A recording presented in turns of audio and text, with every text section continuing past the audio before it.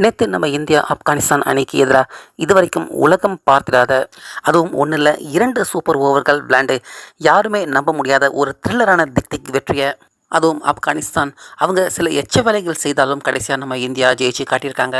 So அந்த வகையில் இந்த மேட்ச்சில் நம்ம இந்தியா டாஸ் ஜெயிச்சு ஃபஸ்ட்டு ரோஹித் சர்மா நாங்கள் பேட்டிங் பண்ணுறோம் அப்படின்னு முடிவு எடுக்க ஜெய்ஷ்வால் ரோஹித் சர்மா 2 பேருமே வந்தாங்க. இதில் ஜெய்ஷ்வால் 4, அதுக்கப்புறமா வந்த விராட் கோலி டக் அவுட், சிவம் தூபே 1 ரன், சஞ்சு சாம்சன் அவரும் டக் அவுட் ஆக, அதுக்கப்புறமா ஜோடி போட்ட நம்ம ரோஹித் சர்மா ரிங்கு சிங் 2 பேருமே கடைசி வரைக்கும் நாட் அவுட் ஆகாமல் இருந்து கிட்டத்தட்ட 212 ரன்கள் வரைக்கும் எடுத்துட்டாங்க. இதில் ரோஹித் சர்மா நம்ப முடியாத அளவுக்கு அவருடைய செஞ்சுரியை கம்ப்ளீட் பண்ணி 121 ரன்கள் எடுத்தார். ரிங்கு அவரும் 69 ரன்கள் எடுத்து 2 பேருமே நாட் அவுட் ஆகாமல் இருந்தாங்க.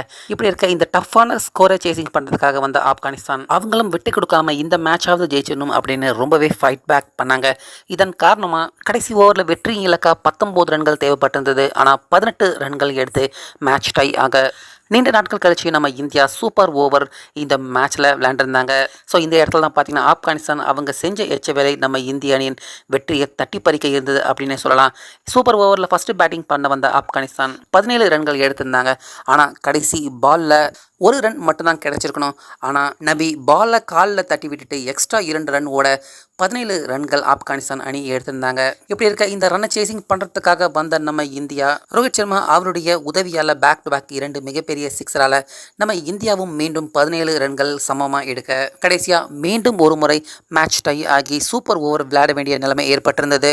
ஸோ கிரிக்கெட் வரலாற்றில் நம்ம இந்தியா முதல் முறையாக ஒரே மேட்ச்சில் 2 முறை சூப்பர் ஓவர் விளையாடுறது இந்த ஆட்டம் அப்படின்னே சொல்லலாம். ஸோ அந்த வகையில் இந்த முறை முதல்ல பேட்டிங் பண்ண நம்ம இந்திய அணிக்கு ஃபஸ்ட்டு ரோஹித் ரிங்கு 2 பேருமே வந்தாங்க. ரோஹித் சர்மா பவுண்டரி சிக்ஸர்கள் அடித்து நம்ம இந்திய அணியின் ஸ்கோரை 11 உயர்த்தினார்.